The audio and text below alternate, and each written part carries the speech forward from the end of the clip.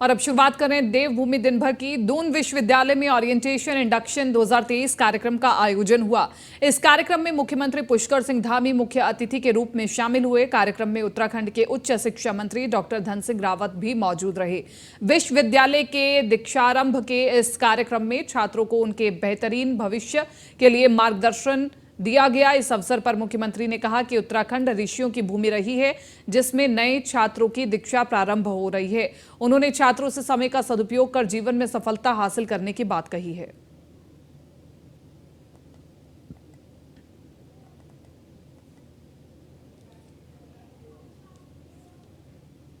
के कर्णधार हैं, नए विद्यार्थी हैं, उनके आज विश्वविद्यालय की पढ़ाई प्रारंभ हुई है और हमारी नई शिक्षा नीति जिसमें 1 से लेकर कक्षा 12 तक प्रवेशोत्सव और विश्वविद्यालय महाविद्यालयों में दीक्षा आरंभ दिवस ये सब जगह मनाए जा रहे हैं। आज दून विश्वविद्यालय में भी आज इसकी शुरुआत हुई है। मैं सभी विद्यार्थियों को, सभी कर्णधारों, सभी आने वाले भविष्य के हमारे महत्वपूर्ण क्षेत्रों में जाने वाले इन विद्यार्थियों को सबको शुभकामनाएं देता हूँ कि वो अपने जीवन में उच्च शिखरों को छुएंगे, नए आयामों को स्थापित करेंगे। कि जितने हमारे हाई स्कूल, इंटरमीडिएट और बेसिक स्कूल हैं, वहाँ पे हम प्रवेश उत्सव के कार्यक्रम हर जगह कर रहे हैं। और जितने हमारे विश्वविद्यालय हैं, डिग्री कॉलेज हैं, हमारे मेडिकल कॉलेज हैं, सभी चाहे डीम्ड विश्वविद्यालय हैं, वहाँ हम दीक्षारंभ कार्यक्रम शुभारंभ किया है।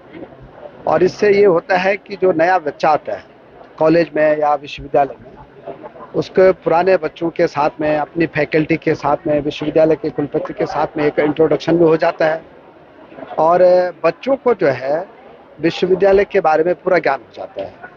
और ये भी हो जाता है कि भाई अब हमको इस विश्वविद्यालय में 5 साल रहना है, 7 साल रहना है, पीएचडी तक बच्चों को रहना पड़ता है। ये हमने हर वर्ष दीक्षारंभ कार्यक्रम की शुरुआत की है और पिछले वर्ष आनंद जी आए थे सुपर 30 वाले। बच्चे बहुत प्रेरित होते हैं और हमारा ये सुबह 11 बजे से चल रहा था, जिसमें हमने अपने यहाँ क्या फैसिलिटीज़ हैं, कैसे आगे बढ़ना है, कैसे प्लेसमेंट के लिए तैयारी करनी है, ये सारे शिक्षक जिनका दायित्व है उन्होंने अपना प्रेजेंटेशन सारे बच्चों के आगे रखा, अभिभावकों के आगे रखा।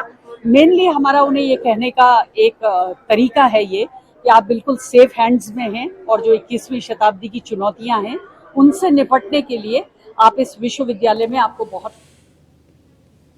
आईआईटी रुड़की में विश्व स्तर पर प्रसिद्ध परिवर्तनकारी कार्यक्रम G20 इम्पैक्ट समिट का आयोजन दीक्षांत समारोह हॉल में किया गया, जिसमें प्रदेश के मुख्यमंत्री पुष्कर सिंह धामी ने मुख्य अतिथि के तौर पर शिरकत की। कार्यक्रम को संबोधित करते हुए सीएम पुष्कर सिंह धामी ने कहा कि G20 अंतर्राष्ट्रीय आर्थिक सहयोग का प्रमुख मंच है। ये सभी प्रमुख अंतर्राष्ट्रीय आर्थिक मुद्दों पर वैश्विक संरचना और अधिशासन निर्धारित करने और उसे मजबूत करने में महत्वपूर्ण भूमिका निभाता है। भारत 1 दिसंबर 2022 से 30 नवंबर 2023 तक G20 की अध्यक्षता करेगा। ये बहुत गर्व की बात है। इसका उद्देश्य मध्यम आय वाले देशों को शामिल करके वैश्विक वित्तीय स्थिरता को सुरक्षित करना है। वही कार्यक्रम में नगर के विभिन्न विद्यालयों के छात्र छात्राओं ने भी भाग लिया, जिन्हें सूबे के मुखिया पुष्कर सिंह धामी ने G20 के महत्व के बारे में जानकारी दी है।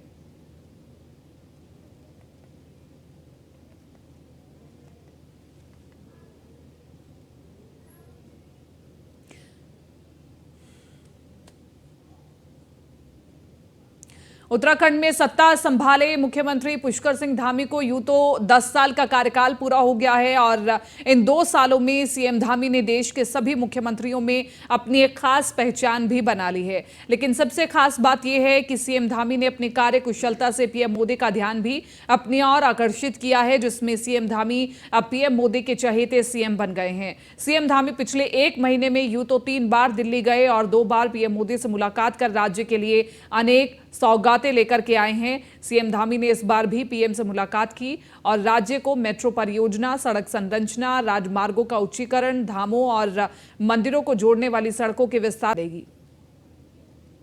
की स्थिति इस समय आपदा की स्थिति है और आपदा के कारण से हुआ नुकसान है, उन सभी के बारे में आदरणीय प्रधानमंत्री जी को अवगत कराया है और साथ ही सड़क परिवहन के क्षेत्र में 2000 करोड़ रुपए की धनराशि विभिन्न मार्गों के सुधारीकरण के लिए और नवनिर्माण के लिए उसका भी मैंने अनुरोध किया है। साथ ही 6 राजमार्ग उनको उच्चीकृत करने का भी निवेदन किया है।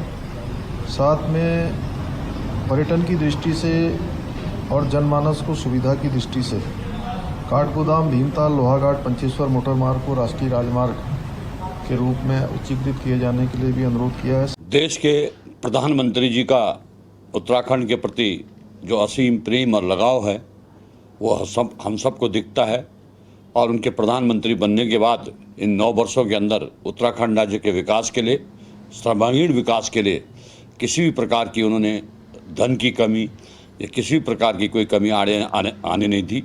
हमारे मुख्यमंत्री जी ने जो भी प्रस्ताव उनके सम्मुख रखे हैं उन्होंने उन्हें सहर्ष स्वीकार किया है। अच्छी बात है कि मुख्यमंत्री जी दिल्ली दौरे पर गए। जब वो दिल्ली दौरे पर जाएंगे तो डबल इंजन की सरकार है, झोली खाली तो नहीं आनी चाहिए, कुछ ना कुछ उस झोली में होना ही चाहिए। पता चलेगा कि 2024 का चुनाव विकास के मुद्दे पर लड़ते हैं या सांप्रदायिकता के नाम पर लड़ते हैं, ये पता चल जाएगा। और अगर विकास क्या होगा तो बात करेंगे विकास की। उत्तराखंड में लोकसभा चुनाव की तैयारियों में जुटी बीजेपी ने राज्य की विधानसभा चुनाव में हारी 23 सीटों पर जीत सुनिश्चित करने का जिम्मा पार्टी सांसदों को सौंप दिया है। इसके तहत लोकसभा और राज्यसभा सांसदों को अलग अलग सीटों की जिम्मेदारी दी गई है। इसके तहत जहां जहां बीजेपी कमजोर है वहां पार्टी को मजबूत करना है। इसके लिए बीजेपी ने विपक्षी दलों के जमीनी कार्यकर्ताओं को साथ लाने की रणनीति बनाई है। साथ ही जनजाति व अनुसूचित जातियों के बीच भी पैठ बढ़ानी है। वहीं बीजेपी प्रदेश अध्यक्ष महेंद्र भट्ट ने कहा कि सभी सांसद आवंटित विधानसभा क्षेत्रों में संगठन को मजबूत करने के साथ जन सहभागिता वाले कार्यक्रमों में भी शिरकत करेंगे। सांसदों को ग्रामीण क्षेत्रों में रात्रि प्रवास और टिफिन बैठकों में भी शामिल होना है, जिससे उत्तराखंड में जो 23 विधानसभा हम लोग नहीं जीत पाए थे कारणवश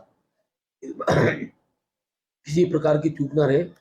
इस दिशा हमारे जो लोकसभा के सांसद हैं, राज्यसभा के सांसद हैं, उनको हमने विधानसभा आवंटित किया। हारी हुई विधानसभा है उसमें तीरथ जी को हमने बद्रीनाथ बाराहाट ऐसी 2 विधानसभाएं दी हैं। माला राजपूत शाह जी को हमने यमुनोत्री 1 विधानसभा दी है। निशंक जी को हमने हरिद्वार ग्रामीण, ज्वालापुर, खानपुर 3 विधानसभाएं दी हैं। अजय टमटा जी को हमने लोहाघाट, धारचूला, पिथौरागढ़, अल्मोड़ा 4 विधानसभाएं दी हैं। अजय भट्ट जी को खटीमा, नानक मत्ता, किच्छा 3 विधानसभाएं दी हैं। नरेश बंसल जो हमारे राज्यसभा के सांसद हैं उनको हमने मंगलौर, भगवानपुर, पिरान किलर और बाजपुर 4 विधानसभाएं दी हैं। अनिल बरूनी जी को हमने प्रतापनगर, चक्रता, रामनगर में ककराड़ नाले के आसपास बादल फटने की घटना सामने आई है, जिससे पूरे क्षेत्र में मलबा घुस गया है। घटना में कोई जान माल का नुकसान नहीं हुआ है।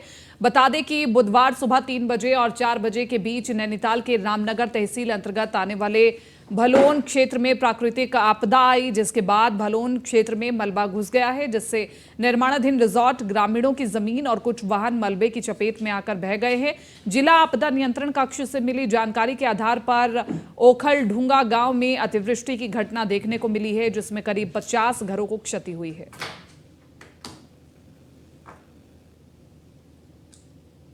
कल दोपहर बाद से काफ़ी बारिश हो रही थी, लेकिन कल रात 3:30-4 बजे के आसपास के घटना है कि वहाँ पर बादल फट गया।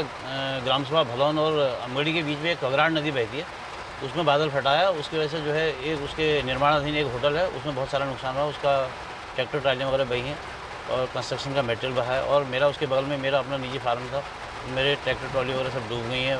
शटरिंग का सामान था, 2 गाड़ी ईंटें थी, सब बह गई हैं। 2 अपने फिश पॉन्ड थे, वो जमींदोज हो गए हैं।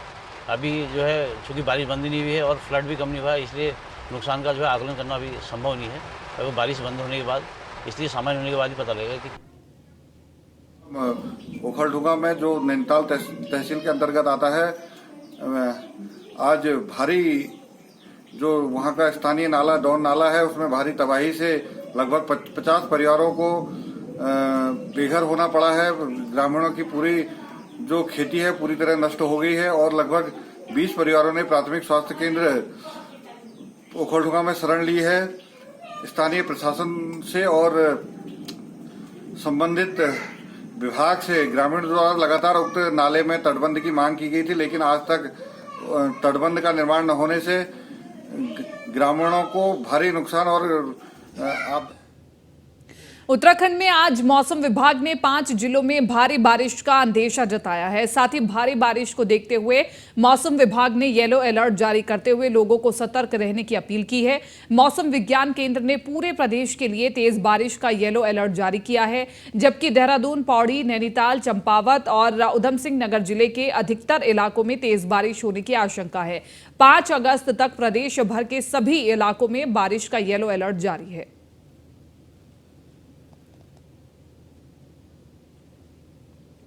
उत्तराखंड में मानसून सीजन लोक निर्माण विभाग के लिए भारी साबित हुआ है। पुलों और सड़कों के सुधार में लोक निर्माण विभाग को इस बार मोटा बजट खर्च करना पड़ेगा। 15 जून से शुरू हुए मानसून के बाद अभी तक 300 करोड़ से अधिक की चपत पीडब्ल्यूडी को लग चुकी है। आने वाले दिनों में होने वाली बारिश के साथ ही ये आंकड़ा और बढ़ेगा। इस दौरान जहां 2541 सड़कें बंद हुई हैं, वहीं 56 पुलों को नुकसान पहुंचा है। इसके अलावा पीडब्ल्यूडी के 2 और एनएच के 1 भवन को भी नुकसान पहुंचा है। सचिव पीडब्ल्यूडी डॉक्टर पंकज पांडे का कहना है कि पुल, सड़कों और भवनों को पूर्ववत स्थिति में लाने के लिए अभी तक कुल 300 करोड़ से अधिक का आकलन किया गया है। उन्होंने बताया कि अभी वर्षाकाल के 2 माह शेष हैं। बारिश का क्रम भी लगातार बना हुआ है। इससे आने वाले समय में क्षति अधिक होने से इनकार नहीं किया जा सकता।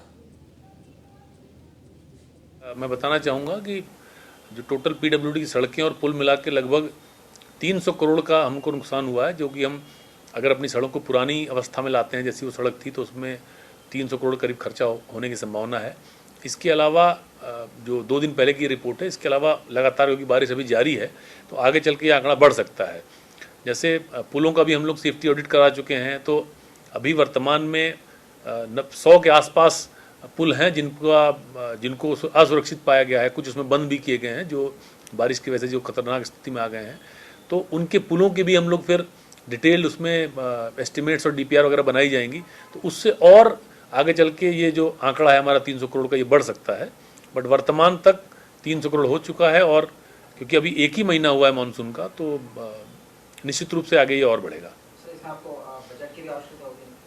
देखिए, कुछ इसमें हम लोगों ने रिक्वेस्ट किया भारत सरकार से, माननीय प्रधानमंत्री जी को भी माननीय मुख्यमंत्री जी के माध्यम से रिक्वेस्ट की गई है, और जो हमारे सड़क परिवहन मंत्री जी हैं गडकरी जी, उनको भी रिक्वेस्ट भेजी जा रही है। हम लोग यहाँ से रिटर्न में भी भेज रहे हैं। पर्सनली जब माननीय मुख्यमंत्री जी मिले थे तो उन्होंने भी रिक्वेस्ट किया था उनको, तो वो भी हम भेज रहे हैं। और जो हमारी अन्य योजनाएं जो चल रही वर्तमान में, राज्य योजना या जो भारत सरकार की और योजना है, उनके तहत भी हमने इन रोड्स को प्लान कर रहे हैं, जिससे कि जो अच्छी कंडीशन में।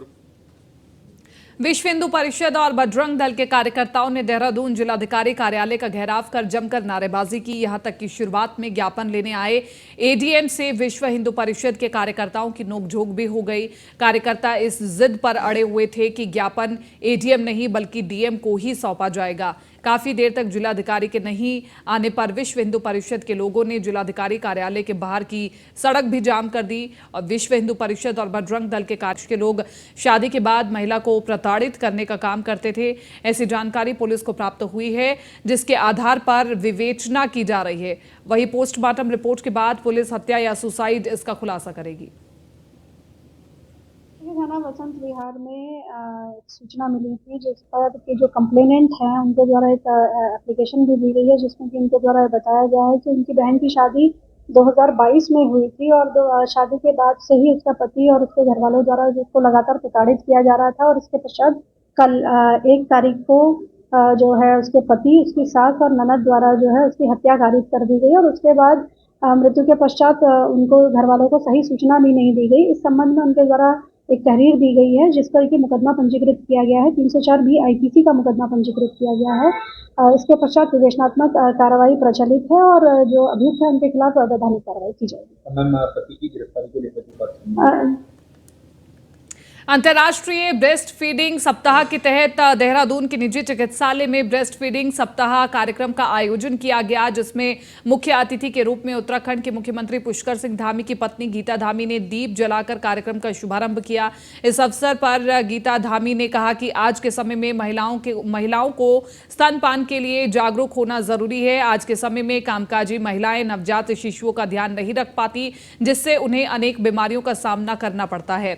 इसलिए नवजात शिशुओं की देखभाल के लिए स्तनपान आवश्यक है, इसलिए ऐसे कार्यक्रमों के माध्यम से महिलाओं को जागरूक करने का काम किया जाता है और इसे एक अभियान के रूप में पूरे प्रदेश में चलाया जा रहा है। विश्व स्तनपान सप्ताह की पूरे देशवासियों को सभी को बहुत बहुत बधाई और शुभकामनाएं दूंगी। और ये बहुत ही ज़रूरी है लोगों को जागरूक करना, खासकर आज की जो हमारी युवा पीढ़ी है। जिस तरह से हमारे बच्चे जो कि नवजात शिशु समय पर जिनका जन्म होता है, उनके लिए माँ का दूध बहुत ही ज़रूरी है ताकि वो हष्ट पुष्ट रहे। हमारी पीढ़ियाँ पुष्ट रहेंगी तो ये समाज, मैं समझती हूँ कि स्वस्थ रहेगा, देश स्वस्थ रहेगा। और जो है अधिकतर यहाँ पे अधिकतर संस्थाओं के द्वारा, हॉस्पिटल्स के द्वारा, गवर्नमेंट के द्वारा ये जागरूकता अभियान चलाया जा रहा है। और इसी के साथ में आज कनिष्क हॉस्पिटल के द्वारा भी यहाँ पे डॉक्टर हमारे जो डायरेक्टर हैं मुकेश कुमार गुप्ता जी और डॉक्टर रितु गुप्ता जी के द्वारा भी यहाँ पे ये कार्यक्रम आयोजित किया गया है। मैं सभी को बहुत शुभकामनाएं देती हूँ कि आप सभी जो है जनता, हमारी महिलाओं को, युवाओं को, सभी को जागरूक करने के लिए इस तरह के कार्यक्रम आयोजित कर रहे हैं, जिनके द्वारा कनिष्क फाउंडेशन के द्वारा समय समय पर सामाजिक जो है कार्य भी किए जा रहे हैं। और सितारगंज सामुदायिक स्वास्थ्य केंद्र में लगातार वायरल फीवर, डायरिया और आई फ्लू के मरीज लगातार पहुंच रहे हैं। वहीं डॉक्टर बदलते मौसम में सबको अपना ख्याल रखने की सलाह दे रहे हैं। बुखार और डायरिया के मरीजों को पानी उबालकर